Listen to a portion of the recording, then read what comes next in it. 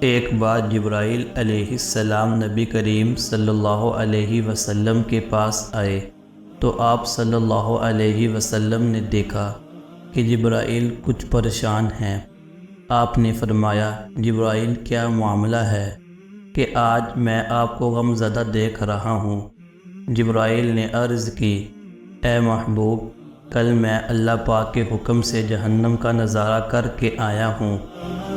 اس کو دیکھنے سے مجھ پہ غم کے اثار نمودار ہوئے ہیں۔ نبی کریم صلی اللہ علیہ وسلم نے فرمایا، جبرائیل مجھے بھی جہنم کے حالات بتاؤ۔ جبرائیل نے عرض کی، جہنم کے کل 7 درجے ہیں، ان میں سے جو سب سے نیچے والا درجہ ہے، اللہ تعالیٰ اس میں منافقوں کو رکھے گا۔ اس سے اوپر والے 6 درجے میں اللہ تعالیٰ مشرک لوگوں کو ڈالیں گے۔ اس سے اوپر 5ویں درجے میں اللہ تعالیٰ سورج اور چاند کی پوجا کرنے والے کو ڈالیں گے۔ 4تھے درجے میں اللہ پاک آتش پرست لوگوں کو ڈالیں گے۔ 3رے درجے میں اللہ پاک یہود کو ڈالیں گے۔ 2 درجے میں اللہ تعالیٰ عیسائیوں کو ڈالیں گے۔ یہ کہہ کر جبرائیل علیہ السلام خاموش ہو گئے تو نبی کریم صلی اللہ علیہ وسلم نے پوچھا، جبرائیل آپ خاموش کیوں ہو گئے؟ مجھے بتاؤ کہ پہلے درجے میں کون ہوگا؟ جبرائیل علیہ السلام نے عرض کیا، اے اللہ کے رسول، پہلے درجے میں اللہ پاک آپ کے امت کے گناہ گاروں کو ڈالیں گے۔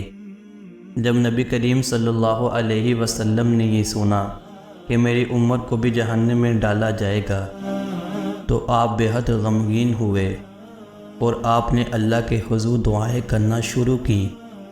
3 دن ایسے گزرے کہ اللہ کے محبوب مسجد میں نماز پڑھانے کے لیے تشریف لاتے، نماز پڑھ کر حجرے میں تشریف لے جاتے اور دروازہ بند کر کے اللہ کے حضور رو رو کر فریاد کرتے۔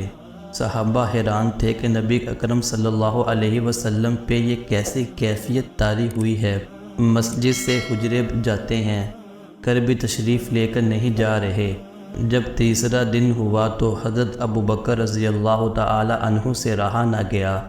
وہ دروازے پہ آئے، دستک دی اور سلام کیا، لیکن سلام کا جواب نہیں آیا۔ آپ روتے ہوئے حضرت عمر رضی اللہ تعالی عنہ کے پاس آئے اور فرمایا کہ میں نے سلام کیا لیکن سلام کا جواب نہ پایا، لہٰذا آپ جائیں، آپ کو ہو سکتا ہے سلام کا جواب مل جائے۔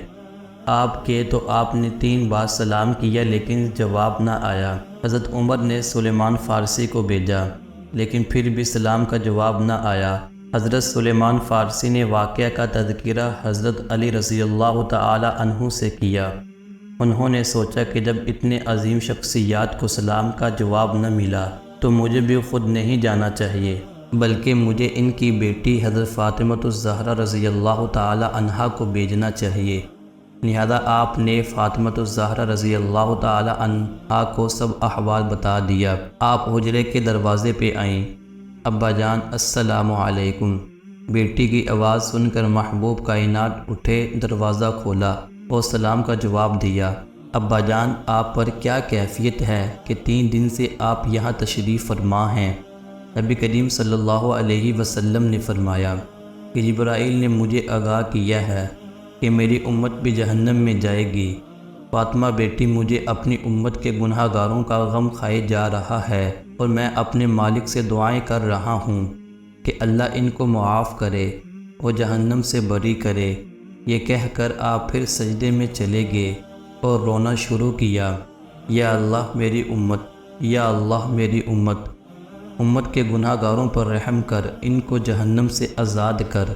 کہ اتنے میں حکم آ گیا، وَلَسَوْفَ يُعْطِيكَ رَبُّكَ فَتَرْضَىٰ، اے میرے محبوب غم نہ کریں، میں تم کو اتنا عطا کروں گا کہ آپ راضی ہو جائیں گے۔